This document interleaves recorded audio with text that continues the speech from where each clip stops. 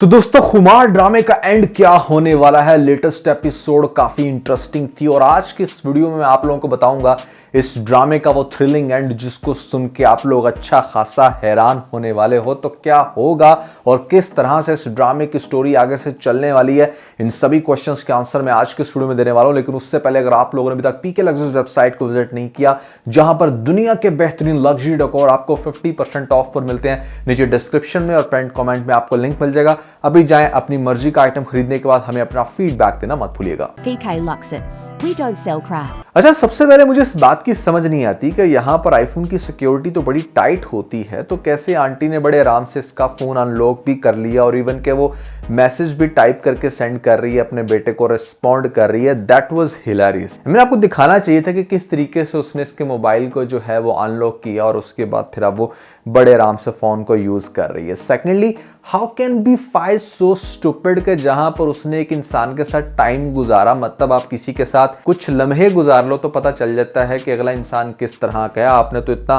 Close relation build किया, आपकी औलाद होने वाली थी और आपने एक सर्टेन टाइम गुजारा। क्या आपको नहीं लगता कि आपकी जो माँ कर रही है बातें उसको लेकर वो बिल्कुल बकवास हैं? That was another strange scene. जिस तरह से उसने हरीम के बाप को बेइज्जत करके निकाला, at least I wasn't expecting this. Faiz के अब्बा की शर्ट देखकर मुझे बड़ी हंसी आई। इट वाज लाइक कि जैसे उसने कोई दस्तरखान को काट के ना मतलब ये डिजाइन बनवाया। तो दोस्तों अब हम डिस्कस करते हैं कि इस ड्रामे की आने वाली स्टोरी किस तरह से चलेगी और इस ड्रामे का एंड क्या होगा। सबसे पहले तो आपको दिखाया जा रहा है कि हरीम ऑब्वियसली चूंकि एक्सपेक्ट कर रही है, तो ऐसे में वो ये चाहती है कि बस वो अपने पैरों पर खड़ी हो और जो एक नई जिंदगी उसके पास आने वाली है उसका ख्याल रखे। इसी के चलते उसने एक जगह पर अप्लाई किया और वहां पर वो इंसान जो पहले इसको एक दफा ड्रॉप कर चुका है, हरीम बड़ी अच्छी नज़र से उसको देखती है, वो भी इसको बहुत अच्छे से देखता है। पहले तो वो इसको अपने ऑफिस में जॉब देगा, उसके बाद वो इस चीज़ को मॉनिटर करेगा कि आखिर ये कौन लड़की है जो पहले कभी तन्हा फिर रही थी रोड पे, आज मेरे ऑफिस में। और फिर इसको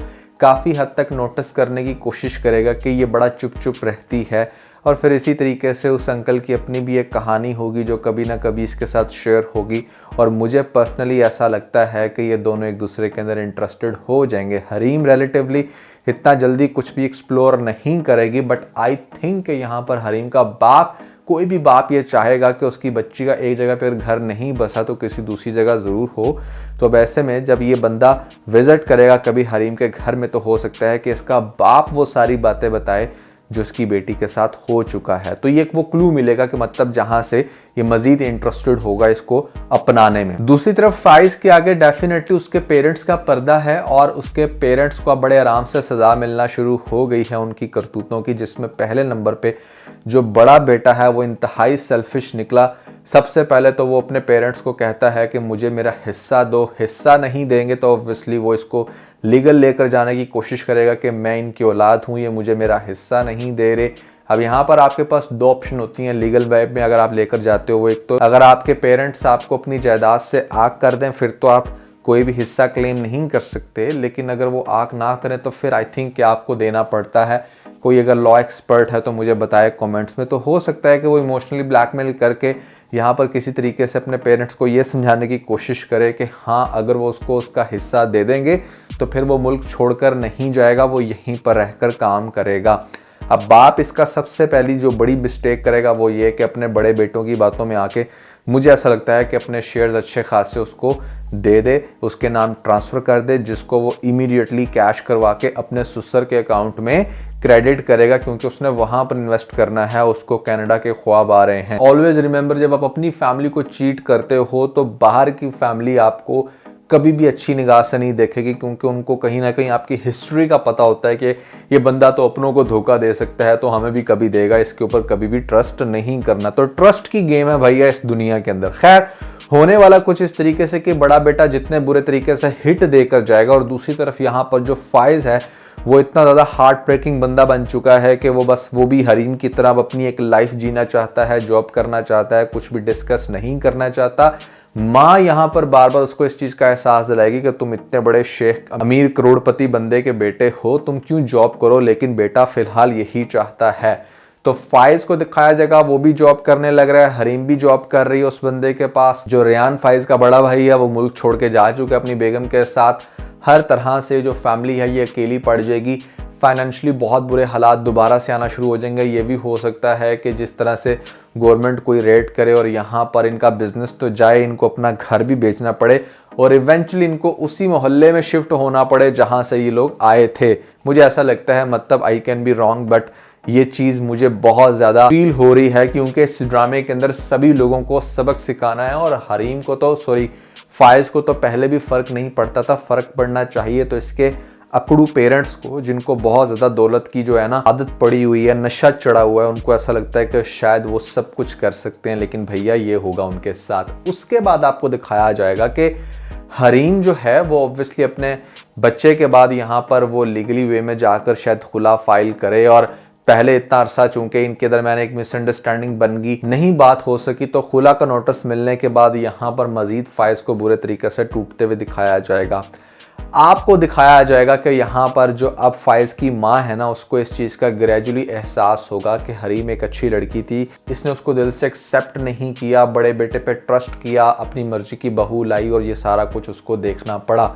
तो हो सकता है कि उसके अंदर अकल आए और वो अपने बेटे को समझाए कि उसको बिल्कुल भी हरीम को डिवोर्स नहीं देनी चाहिए। लेकिन दूसरी तरफ हरीम का बहुत ज़्यादा माइंड बन जाएगा, वो इंसान भी शादी करना चाहता है और फिर आपको दिखाया जाएगा कि मतलब जब इन लोगों के बुरे हालात होंगे फाइज के, और ख़ास तौर पे जो शेखानी है, जिसको शेखानी कहता है नासिर, जब नासिर को वो पैसा नहीं दे पाएंगे तो भैया यहाँ पर लास्ट एपिसोड में नासिर एक बहुत बड़ा बम फोड़ेगा और वो बम ये है कि मतलब वो मिलेगा प्राइवेट में जाकर हमारे फाइज से और फाइज को वो सारी कहानी सुनाएगा कि किस तरीके से उसकी माँ ने यूज़ किया, किस तरीके से उसने वो गलत वीडियो बनाई जिसमें कुछ भी नहीं था।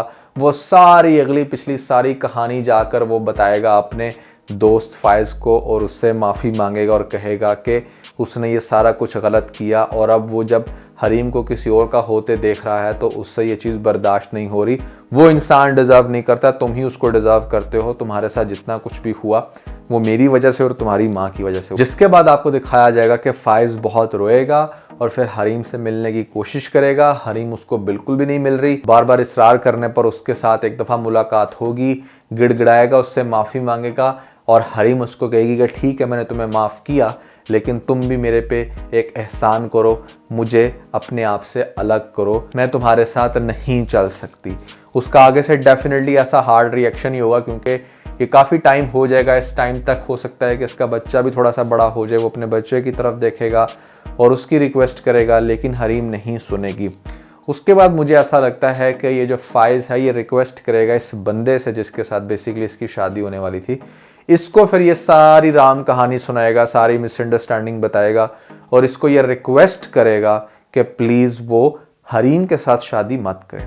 फिर ये बंदा चूंकि नेचर वाइज बहुत अच्छा है और वो ये इसको आगे से रिस्पॉन्ड करेगा कि भाई मैं हरीम के साथ शादी करना चाहता भी हूँ और वो मुझे बहुत अच्छी भी लगती है और मैं उसके साथ शादी कर भी लेता, लेकिन तुम्हारी ये सारी कहानी सुनने के बाद जो मुझे एक चीज़ की फ़िक्र है वो ये कि अगर मैं तो शादी कर ही लूँ लेकिन तुम्हारे बच्चे को शायद मैं वो बाप वाला प्यार ना दे पाऊँ जो तुम उसके असल बाप हो, और नीयत भी साफ़ है दे सकते हो, तो तुम्हारे बच्चे की खातिर मैं बैक ऑफ कर रहा हूँ।